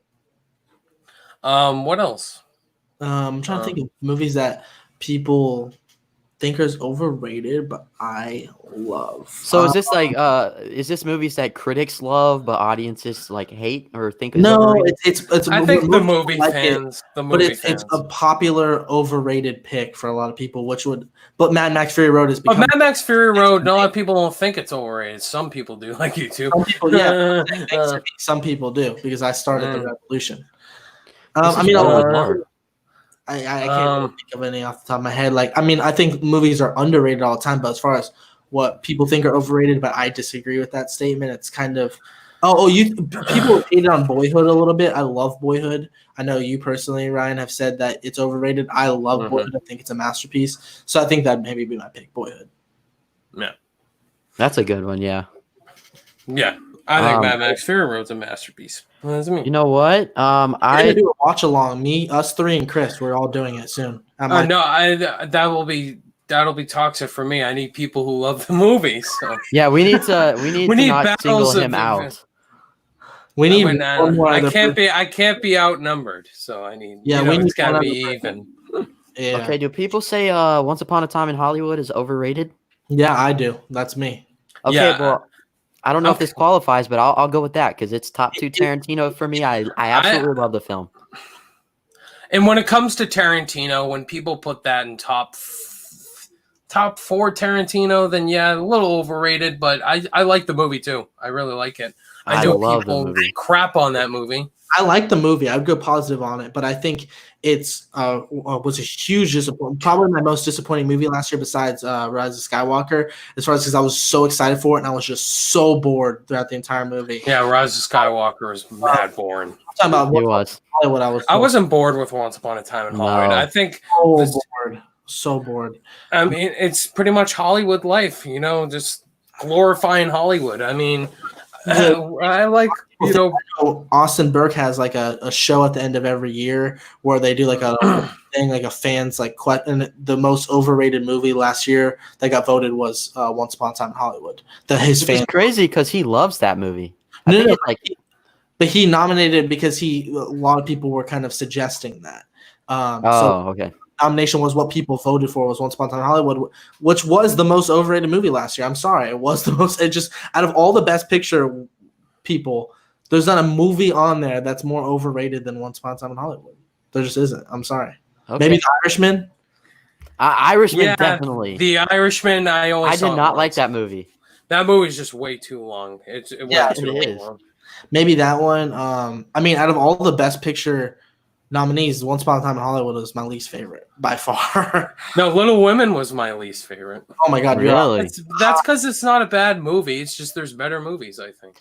See, I think Little Women is better than Ford v Ferrari, and that was nominated for Best Picture too. Oh, Ford v Ferrari, that was my third favorite out of all. I really like that movie. I'm just saying, comparing the two. I love Ford v Ferrari. I think Little Women was the best movie last year. I think it was the best of the Best Picture winners. Brilliant. So, that's a great question, certain vids. I respect. Yeah. The Hotel Transylvania one I can't answer. I haven't seen either one. Oh, I would say Hotel Transylvania over Despicable Me. I absolutely hate those movies.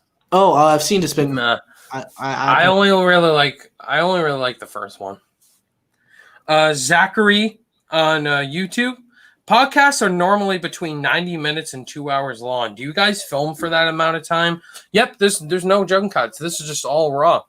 We don't edit at all. What we do is actually this is connected to Ryan's YouTube channel, and we just stream it like live but unlisted, so people can see it. So that way we don't have to do any editing after. It just makes it a lot easier. Yeah. So what you guys are watching right now is pretty much all in one take. So we don't edit. Deep into the film's core, what's a Best Picture winner that didn't fit? What's a film that won Best Picture that didn't fit? The Shape of Water. Yeah, that's what I was thinking. Shape of Water. Very overrated movie. Yeah, I'm not a Del Toro. What else was nominated that movie? That was 2017? Yeah, 2017. Yeah, 3 Billboards. I, Tonya wasn't even nominated that year. Hacksaw Ridge should have been nominated. Yeah, Logan should have been nominated. Yeah. Blade Runner 2049 should have been nominated. Hacksaw Ridge was the year before, Jaren. So it Hacksaw Ridge was nominated. It was. Oh, it was? Okay. Yeah. Shape of Water. I know a lot of people really like that movie, but it hasn't stuck with me. I liked it when I saw it. I'm just not a Del Toro guy, not a Pan's Labyrinth guy. It's just not my movies. I haven't been watching all. Yeah, The King's Speech is pure Oscar bait. Oh, The King's Speech is a crime with Inception. And Toy Story. All 3 of those movies are way better. I didn't realize. I didn't even pay attention to the year that was nominated. That's crazy that won. Inception, Social Network, and Toy Story 3 all came out in the same year, dude. Honestly, I would have given it to The Social Network. Even though I like Inception a lot, I'd probably give it to The Social Network. Yeah, The Social Network I thought was great. Inception, I would have picked Inception. But yeah, those are films I think that didn't fit. Yankee 88, what's a more epic film, Return of the King or Endgame? I mean, what's your definition of epic? I mean, pretty much, are you big into action? Are you big into characters? I mean, because when it comes to action, I think it's definitely Lord of the Rings, Return of the King. But when it comes to characters, definitely Endgame. I mean, you had so many characters in there. And Lord of the Rings, too, had so much extras in that movie. So I think in terms of epic, it's like your definition of epic. Like, I think Jaren and I are going to be controversial here. We're not the biggest fans of Lord of the Rings. Well, I'm not a big fan either. I watched them for the first time last year. And I really like Return of the King. That's easily my favorite of the trilogy. And I think it's definitely the best one. Yeah, that film is epic. Like, that is the definition of epic. I really like the films. I need to revisit them. But Avengers Endgame, like, I invested 11 years in the Marvel Cinematic Universe. So every fan service moment was well earned. And it's just way more epic for me, Avengers Endgame. But Return of the King is like the definition of a more epic because it's a trilogy. They're based on iconic books. And for those people, they found that incredibly epic. But Endgame, for me, is more epic because I invested in these characters. Every fan service moment was well earned and was just awesome. Endgame for me easily. Lord of the Rings. I know Jaren and I agree here. It's really well made. It's just not for me. I just watch it and I just can't connect to really anything that's happening. I watch. Trevor from Film Geeks is hitting dislike. Yeah, for sure. This is the one I feel like the most bad about with my hot takes because I wanted to like these movies so much. I was like, oh, I'm gonna binge all of them. I'm so excited. Like I was just couldn't been more open minded to watch these movies. And I like the first one, but they're way too long. All of them are way too long. They shouldn't be this long. People will tell you, oh, they should because reasons. Books. They just don't work for me. For whatever reason, I watch them and just don't connect with me. And I'm not alone here. Jaren, obviously, Sean Chandler. There's some people out there that just do not connect with the movies as much as, like, say, Star Wars or some of the other big franchises. Yeah, it's just whatever your cup of tea is. I'd have to agree. For me, the MCU is my childhood. I mean, I went to see Iron Man in theaters when I was like 3 years old and just grew up with that. So it's just whatever you're into, I guess. But I never got into the Lord of the Rings like other people, but I'm not saying they're bad. They're just not for me. Yeah, that's basically what we're saying. Jack Benner, what movie trailers did you feel like were better than the film itself, or the other way around? Which films do you feel like were better than the trailer? I have answers immediately. I do too. And it's funny, it's from the same studio.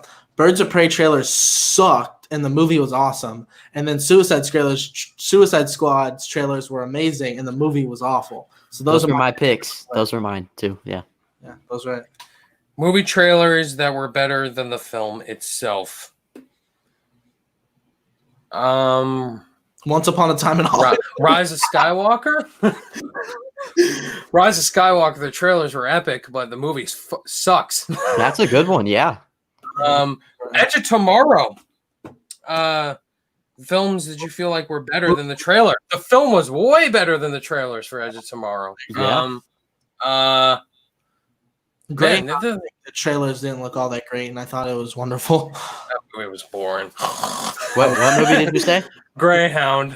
I love Greyhound. What a snooze fest. It's okay. Yeah, I just had low expectations. But I will say, Once Upon a Time in Hollywood, I watched that trailer like every day, bro. I was like binging all Tarantino's movies. I was so pumped, like da da da da da da da da. It's like, bro, I was I was so pumped. I had all the music, bro, and then I saw the movie, and I was like, I was just like you, and then I went in. I was like, wow, this is amazing. Top 2 Tarantino movies, and it's something different, and it's great because Once Upon a Time in Hollywood is amazing. Another one, The Avengers. Another one, The Avengers. Like the teaser trailer was really bad. It was so cringy, but the movie was amazing. Yeah, and then Age of Ultron's trailer was fantastic. And I love the movie still. I still love Age of Ultron, but it is. I don't know if it was better, but it's just a trailer that was really good. Maybe it wasn't the movie we were expecting. No, they made it seem like he was going to be super menacing. Ultron was, and he was kind of like Stark essentially. He was, Tony Stark. Yeah, that's a great question, Jack. Thank you for asking that. Chris from Film Stock. I love his questions every time. What movie characters from different universes would you love to see team up for a movie? For example, he would want Han Solo and Indiana Jones to team up. That'd be awesome. Yeah, that would be awesome. For me, I think it's been floating around, but it's just the first one that I thought of. John Wick and the Atomic Blonde having a crossover that way. Because I feel like they're similar franchise or similar films, so like I could see them working. Colin,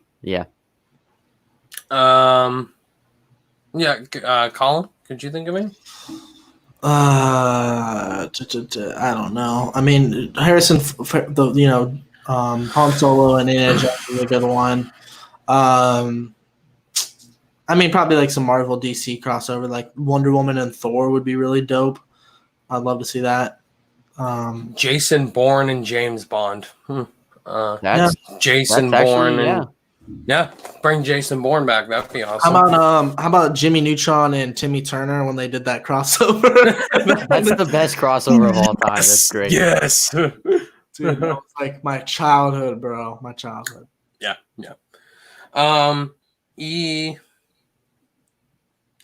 Ethan Reuter, if you could pick your favorite scene from any Pixar movie, what would that be? I think the opening montage from Up, that was just gorgeous, really depressing. Toy Story 3, the ending. I mean, that's amazing. Really sad. Colin? Something in Finding Nemo, probably, like maybe that whole bit where they're trying to get out, just kind of like the ending, the whole part where pretty much the whole like third act of Finding Nemo, where they're just trying to save Nemo, and they're like in the seagulls, mouth and stuff, and Nemo's trying to get out, all that stuff. The chaos ensues there. That's probably one of my favorite scenes, I guess. The ending of Toy Story 3 is great. Yeah, those are some that come to mind. The Incredibles, there's pretty much every scene there was great. Ratatouille, love, like, I don't know. Yeah. Jaren? For me, I'd probably say when Bing Bong dies, it's sad, but it's a good moment. The beginning of Up, the end of Toy Story 3. Also when in Coco, when he finds out that the guy that he's been with, I don't know how to describe it. The one man he's helping out the whole movie, he finds out that it's his grandfather. Not the big famous guy that he thought it was. You know who I'm talking about? Yeah, I know what you're talking about. I thought it was good. I thought it was okay. Spoilers. Something that I think of. Yeah. Spoilers for Coco. Oh, yeah, that's true. I didn't really do a good job at describing that, so I don't think people will catch on to it. Yeah. Great scene. All right, that's it for questions. I mean, thank you guys as always for submitting questions. We really appreciate it. We ask guys to send those in every week, and we look forward to answering them. And we don't have to answer just movie questions. Be anything. All right, guys. So now, since let's get to our top 5 list. Inception just released. It just crossed its 10th anniversary. It's a decade old, 10 years old. So I figured we give you guys our top 5 favorite scenes from the movie Inception. I'm pretty sure everyone's seen Inception by now, so spoilers. So he saw it very recently, Jaren. Yeah, and Jaren did. You watched it for the first time recently. Well, so we're gonna give you our top 5 favorite scenes from the movie, and to celebrate the 10th anniversary of Inception. So Jaren, why don't we kick it off with you? What's your number 5? Are we doing like the whole list, or are we going like just a number at a time? What are we doing? You know what? I'll go 5. 5, 4, 4, 4. Okay. All right. So my number 5 is when Cobb tries to save his wife from committing suicide. You know, when they're both on the That's my number 5. Is it really? Yeah. Yeah, I thought it was like probably one of the most 4. emotional parts of the movie. I think that's my number 3, actually. Yeah. Yeah, that's a great moment. Yeah. Continue. Go ahead. Sorry, I didn't mean to interrupt. I was just gonna say, yeah, because like at that time or at that point, you can see that she's like totally consumed in this dream state, and like she can't even accept the reality she lives in anymore. And so it was really powerful. It was hard to watch for sure, and it really did a good job at showing all the struggles that Cobb has as a character and how he can't really forgive himself because he feels like he let the love of his life die. Yeah, I just think that's a great moment. And it gives us the answer for why he's on the run, because she blamed him for his death because she was crazy, thinking she was still in a dream. She kills herself, but obviously she wasn't in a dream, so she actually did die. So wonderful moment. That was my number 5 as well. My number 5 is pretty much every gravity scene that happens in this movie. Like, pretty much 10 to 15 minutes, you see the car going slow, and then you see characters driving around, and then in a different world and all that. Like, I love the editing to this movie. Like, every single scene that happens, you get the score, and then you get characters in the final action sequence in that snowy mountain, and you see Cobb and his wife, and then you see the car still going down into the water. Like, every single like slow-mo shot and gravity scene in this movie just blows me away with how the film handled that. That's pretty much my number 5. Jaren, what's your number 4? Okay, so my number 4 is kind of like what you said. I called it the destruction scene. I think some people call it it may be called the final kick scene. So it's like when everything is just exploding, getting destroyed. They're in the van. They're going like off that cliff, and they're going slow-mo into the lake or whatever. And there's like multiple dream states going on. He's with his wife as like their dream world is like getting destroyed. They blow up the snow fortress. And at the same time, like what's the one guy who meets with his father? What's his name in the movie? Cillian Murphy. Yeah, Cillian Fisher Murphy. and the Fisher. I felt like it was another moment that was very powerful because they're kind of having to come to terms finally with the reality and just put a lot of their inner demons aside. I don't know. I just thought once again it was a very well done moment. It looked really good. It was very powerful for the story. That's my number 4. All right, Colin. Yeah, my number 4, that's kind of an underrated moment. When Cobb tells Fisher, Cillian Murphy's character, that he's in a dream and kind of manipulates him into trusting him. He's like, I'm your, I don't know the exact terminology, I can't remember it, but he was saying like, you're in a dream, these people are trying to steal information from you, and I'm here to protect you. And he follows along with him, and they end up say, hey, we're going to go on this guy's dream. Tom Hardy's character's dream, but they actually went in his, and they just completely finessed him in that scene. And it was a huge risk because you don't want to get them to realize that they're in a dream. That's like the whole idea of Inception, is you can't like give up the con almost. But Leonardo DiCaprio took huge risks, Cobb did, and let him know, hey, you're in a dream, this is happening, and I'm gonna try to get you out of it. Really cool stuff. Yeah, that's a really good moment there. My number 4 is the opening. With Cobb on the beach, seeing his kids in this dream, in the vision. And then you get old Ken Watanabe, and then just the whole sequence, the way it went down. You got the wife, and just the visuals. Like, I'm just blown away by these visuals every single time. It's a great opening all around. It just throws you so much information on first viewing, but the more you dive into it, the more you understand what's going on and what Cobb's motivation is. And then you get all these characters. You get Joseph Gordon-Levitt as Arthur. You get Ellen Page introduced from here on out. Ken Watanabe. And I just love, like, the bathtub as well. He pushes him into a bathtub. And then you get exploding walls of water. Like, whenever you hit with force, like something, your dream gets effed up. And at this point in the movie, we didn't really know what's really happening because the rules hadn't been established yet. The rules, yeah. Oh, he's in water, so that he's in a dream. You kind of could put the pieces together, but it was almost a little confusing in certain aspects, but really intriguing as well. And then upon rewatch, the scene just is so much better. Jaren, you definitely have to rewatch. I don't know if you have. Yeah, I haven't yet. I need to, though, for sure. Do you like this more than Dunkirk? Because I know you actually like Dunkirk. No, I like this more than Dunkirk, yeah. Way better than Dunkirk. Yeah, for sure. I really love Dunkirk. I think I'm in the minority there, but this is, to me, definitely better made. I think it's a better story overall. That might have been a good pick, because a lot of people think that's overrated, but you love it, so that might have been a good pick. Yeah, that's a good one. That's a really good pick. All right, number 3, Jaren. Okay, so what y'all were saying kind of plays into my number 3, which is the rules of the dream world. When he, 3 too. Yeah, when he's introducing Ellen Page to the world, how everything works, and like there's that moment to where they show up at that cafe, and he's like, "Do you remember how we got here?" And then she can't tell him, and everything just around them begins to shift, and how they're walking through certain places, and she's like manipulating it a little bit. And he's like, "Oh, you can't do that. You're gonna really mess with things." And I've built all this stuff. I thought that was really cool. Hold up too. Very great visual effects, and I think this is really what we needed to establish the story and get us to really be on board with what was being told. Because up until that point, we didn't really know exactly what was going on.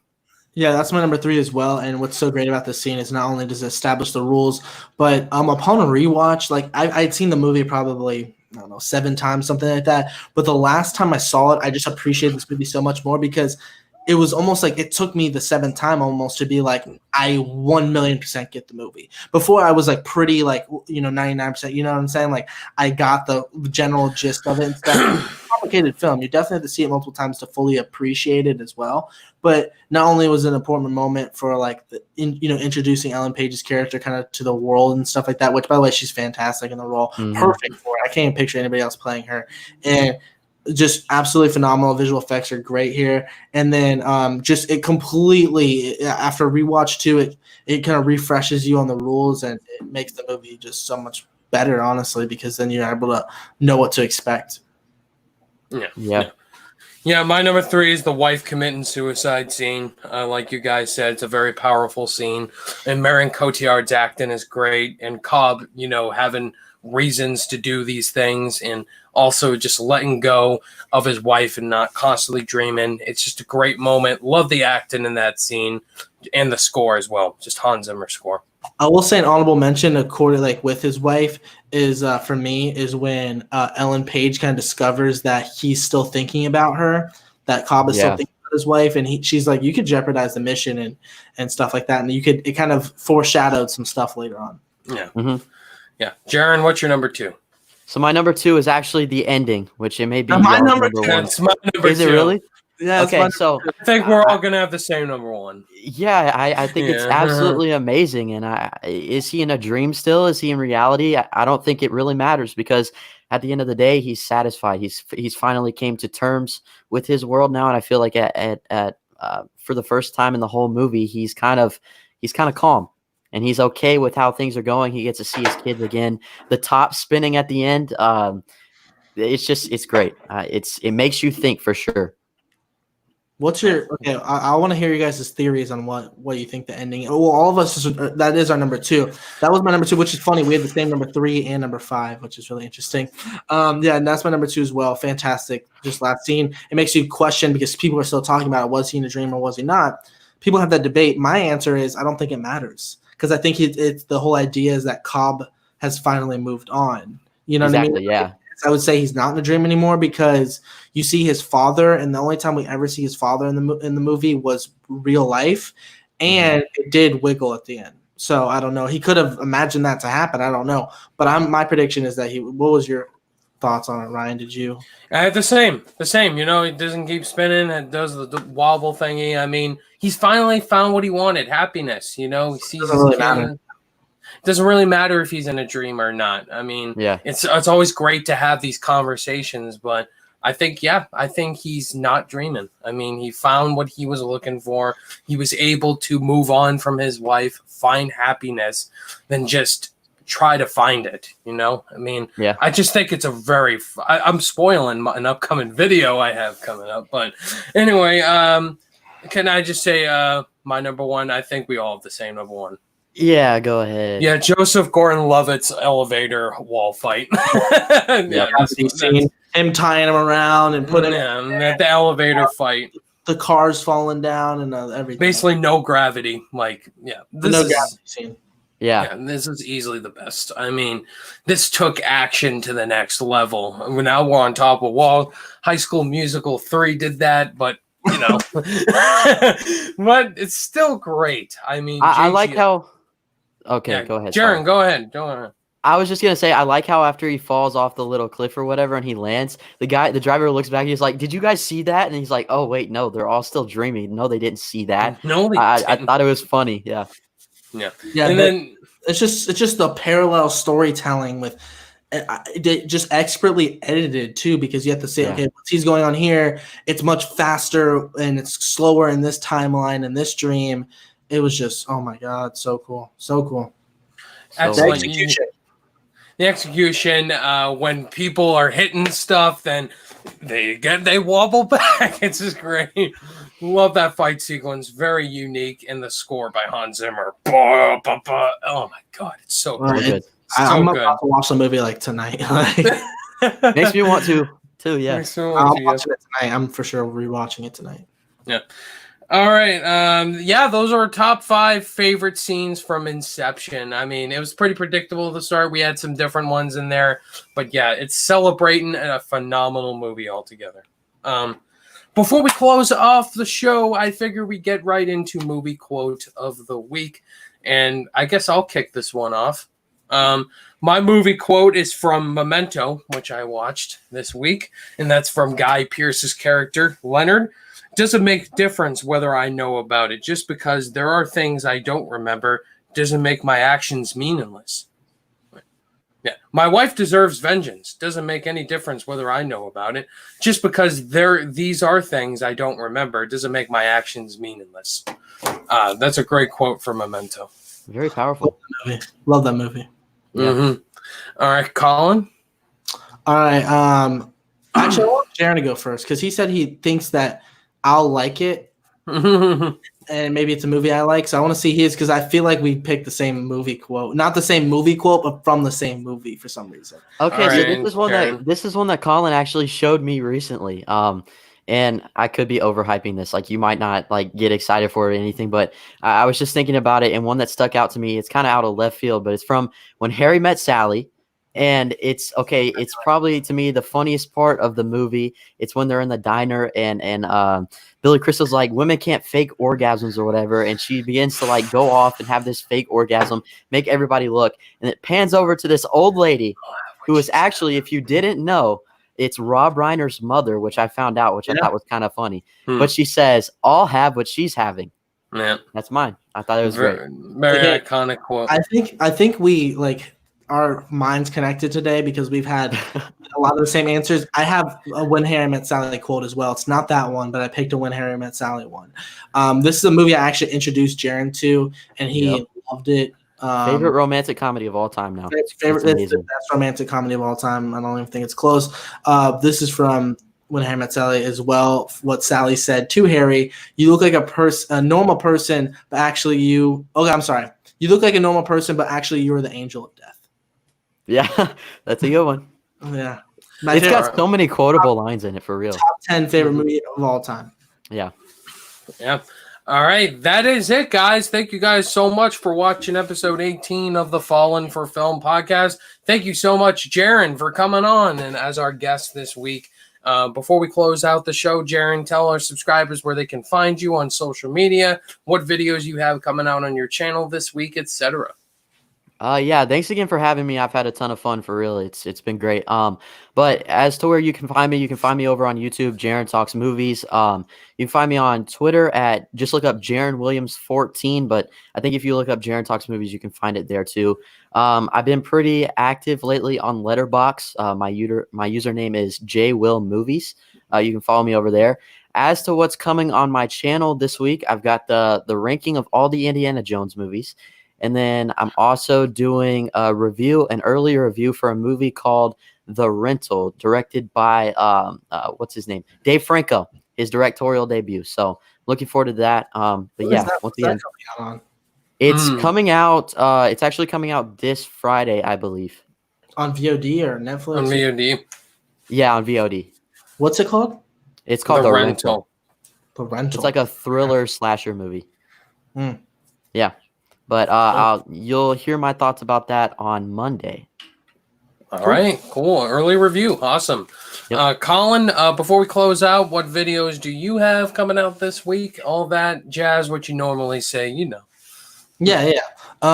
Look my name up, Colin Williams. It should pop up. Follow me or subscribe to my YouTube channel. I am just past 800 subscribers. Let's get to 1K like really soon. That'd be awesome. I'm really excited about that. So follow me on Instagram, Colin Williams Reviews, Twitter, Colin Williams MR. Really active on Letterboxd, so CWilliams991. If you want any review I ever see for any movie, new or old, follow me there. I'm extremely active. I've been gaining some traction on there. Like I've been getting like a lot of likes on my Letterboxd reviews, so I'm really happy about that because before I would get like no likes. Now I'm getting like a decent amount. So follow me there. It's a lot of fun. And then what's coming out on my channel, just as always, when this podcast drops, an hour before the podcast drops, the MCU rewatch series I'm doing, 9 a.m. on Monday. Check that out if you haven't already. Winter Soldier is what's up this week. Live on my channel sometime this week. I don't really know when. I got to work out the finer details. Austin Burke's going to be on my channel, and we're going to do Knives Out versus the Hateful Eight. So that's going to be a lot of like two whodunit murder mysteries. So that's going to be a lot of fun. And then I'll probably be on the same track as Jaren, maybe like ranking some sort of franchise, possibly the Indiana Jones movies. I recently revisited those and still haven't seen 4. So Jaren, if you wanted to do some sort of like kind of video together where we shouted each other out or something, or whatever. Yeah, that worked because I haven't seen 4 either. That's the one I still need to watch. That, and then we can post it the same day and shout each other out. So yeah, that we'll do that, and so I'll probably do something along those lines as well. And yeah, soon my first video in my new set, so to speak, at my new house is going to be the Blu-ray haul. So be on the lookout for that to see my new set, which is going to be the same pretty much. I'm not going to change anything. You probably might not even notice that it's a different set because the color of the walls are the same. It's really weird. I didn't even paint it. It just happened to be the same color. Anyway, guys, yes, that does it for episode 18. Thank you guys so much for watching. Jaren Talks Movies. His channel link is in the description below. Thank you, Jaren, for coming on as our guest. As far as my channel is concerned, there's lots of videos dropping for me this week. Since I reviewed The Godfather last week, I will be reviewing Godfather Part 2. Look forward to that. Since I did top 10 favorite movie openings yesterday, that video is out. You guys can check that out. Now will be top 10 favorite movie endings. And then I also have a collab with Austin Burke on my channel where we'll be doing top 10 favorite Christopher Nolan movie moments. So that will be awesome. We got 2 movies dropping as well. The Rental, Kissing Booth 2 on Netflix, and Radioactive on Amazon Prime. Kissing Booth 2. Just put a gun to my head. Yeah, so Killing those are Booth. Killing Booth. Episode the Killing Booth. That was terrible. No, I really like it. Thank you guys so much for watching. We'll see you next week. Peace out. Bye, guys. Bye. Bye.